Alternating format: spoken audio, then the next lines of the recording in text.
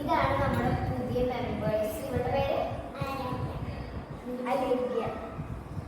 ഇത് ആരാധ്യ. ഞങ്ങൾ ഇവിടെ വിളിക്കും ലയ. അപ്പൊ ഇവിടെ ഞങ്ങൾ വിളിക്കുന്നത് ലച്ചു എന്നാണ്. പിന്നെ ആരും കൺഫ്യൂഷൻ ആകരുത്, ഇത് ലച്ചു ലച്ചു ആണ്. ആരും കൺഫ്യൂഷൻ മാറി. അപ്പൊ നമ്മളെല്ലാവരും പരിചയപ്പെടുത്താം.